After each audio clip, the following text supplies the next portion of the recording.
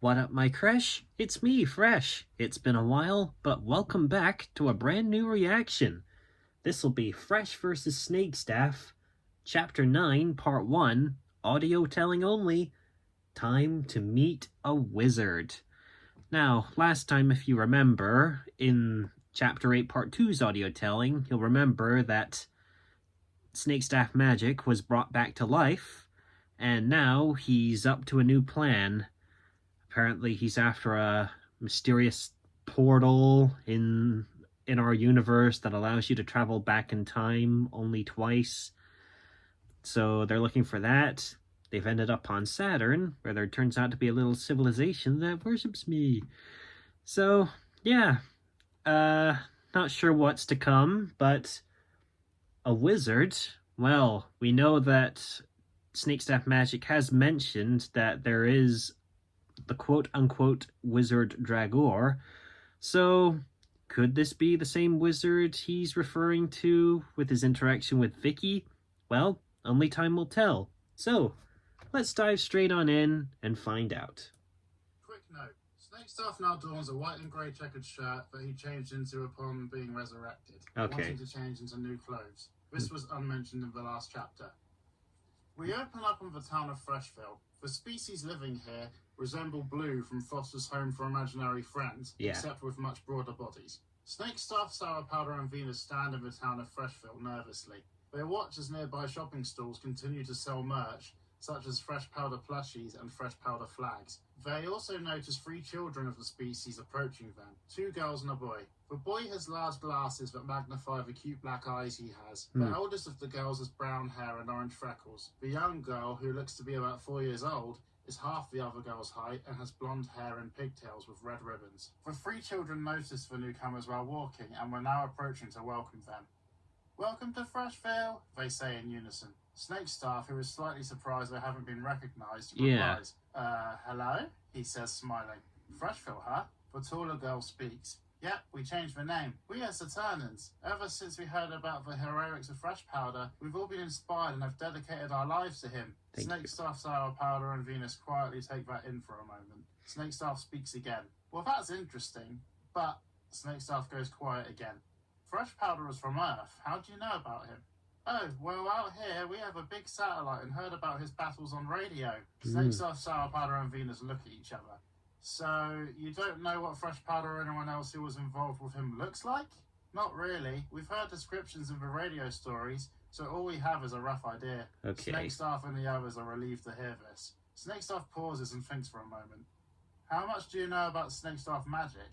The boy answers this question. Snakestaff, "Well, to be honest, we barely remember a thing about him. We just know that Fresh Powder heroically saved the day, so we mainly focus on that." The boy smiles. Snakestaff, Sour Powder and Venus all feel a little bit of anger upon hearing that. "Really?" Snakestaff mutters. The tall girl speaks again. "I'm Abigail. This is Joe," she indicates to the boy. "And this is Susie," she indicates to the younger girl. "Who are you?" Joe asks. Snakestaff moves his eyes to look at Sour Powder and Venus, who are standing to his left. They return his look, and then they all look back at the children. Snakestaff raises his finger and smiles. "Hold that thought." Before the children can really take in the details of the 3 of them, Snakestaff and the others huddle away. Snakestaff quickly pulls some blue, green and white paint from nowhere, and he passes a bucket and brush to Venus. And in a mad scramble, they begin painting Sour Powder. Sour Powder is taken aback as he is being painted left and right by large brushes all over his body. At one point, Venus rubs the brush on his belly, causing him to open his mouth and begin giggling. But this is suddenly silenced when Snakestaff's brush suddenly whacks him across the mouth, which also gets painted. The children watch, looking a little puzzled. Snakestaff and Venus move apart from him and indicate towards Sour Powder. "Allow me to introduce Fresh Powder," Snakestaff says. Sour Powder turns wide-eyed and looks down to take in his new looks. He stands there in his original form, but now with the colours Fresh Powder usually bears. The kids pull another puzzled expression. Snakestaff stands there with a toothy smile with his eyes shut. Sour Powder looks at him questioningly. Then he rolls his eyes and sighs irritably. As he sighs, his forked tongue appears, which Snakestaff notices, panically slapping Sour Powder on the mouth with a wet brush in order to cover it. Sour Powder is surprised when this happens, and then gives Snakestaff a filthy look. Joe speaks again. "That's Fresh Powder?" He looks unconvinced as he looks over Sour Powder. "He doesn't really look..." "Well, of course," Snakestaff interrupts. You can't believe all the details you hear in radio stories, but this is the one and only Fresh Powder himself. The three children think for a moment, and then the two girls look excited. I can't believe it. It's Fresh Powder, Abby shouts. Susie jumps up and down. Yay, Fresh Powder, Fresh Powder, she says in a cute voice. Abby speaks again. But if that's Fresh Powder, then who are you two? Snakestaff turns around and lifts something up to his face. He turns back around and we see he is now wearing shades. I'm Lefty. I'm his manager. Abby speaks. Lefty is Fresh Powder's manager? Yes, Snakestaff says. In the story we go with Sidekick, as it's Fresh Powder who deserves the limelight for his heroics. The three children all look impressed. Snakestaff indicates to Venus with his hand. And this is Falcon. The three kids are surprised. Didn't Falcon die in the battle? Asks Joe. We just added that bit to make the battle sound more dramatic. Sadly, though, others perished. Snakestaff and Venus attempt to look sad. Sour Powder almost grins, but Snakestaff nudges him, causing him to pretend to be sad too. The three children look sympathetic. That's sad, Susie says. We're sorry, says Abby. Snakestaff looks at them again, now confident he has earned their trust. So, there's a reason why Fresh Powder and I have come here. You see, we're looking for a portal. The children's eyes lighten up. The travel portal? Joe asks. Yes, Snakestaff says. You've heard of it? Yes, Galex has it. Galex? Snakestaff replied.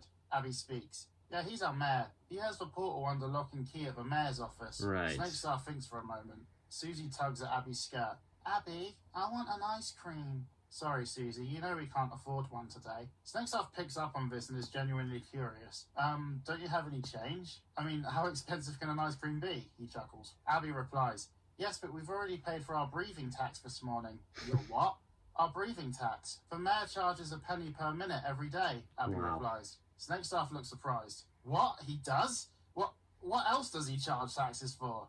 Joe speaks. There's the leaving the house tax, the steps per day tax, all sorts. Susie looks at Snakestaff and then back to Joe and Abby. I wanted a snack, she says sadly. Snakestaff thinks to himself again for a moment and then speaks. This mayor sounds a little big for his boots. Perhaps me and Fresh Powder here should have a word with him. The children think and then smile at this. Joe speaks. But what will you say? Snakestaff kneels down to the children's height.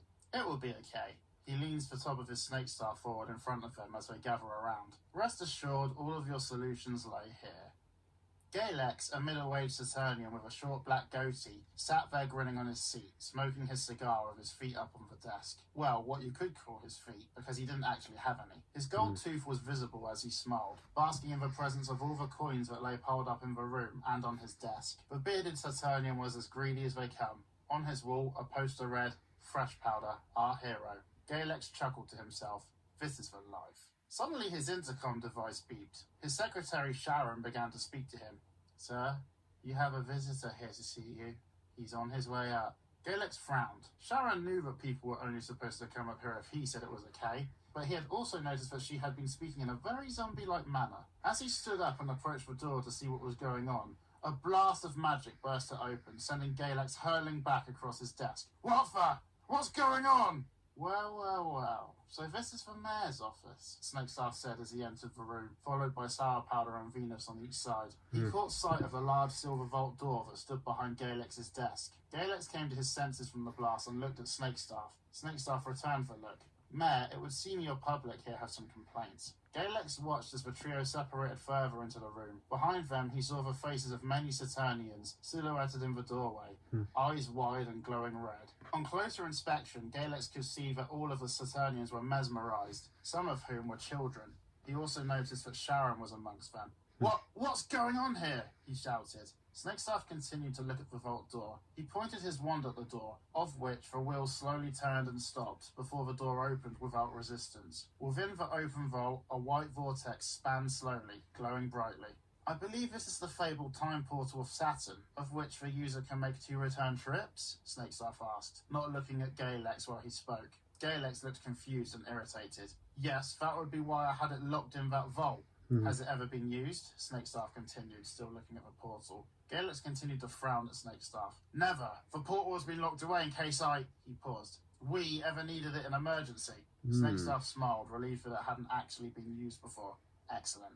Galex spoke again. Well, what's it to you anyway, and what is the meaning of you coming here and... Before Galex could finish his sentence, Snakestaff waved his wand upwards in the direction of Galex, who was then magically bound in rope, gagged with a piece of cloth on his neck, and thrown to the floor behind the desk, all without Snakestaff giving him a glance. Galex yelled and struggled angrily, shuffling about and kicking behind his desk. The mesmerized Saturnian simply stood at the doorway, completely unaware of everything that was going on in their given state.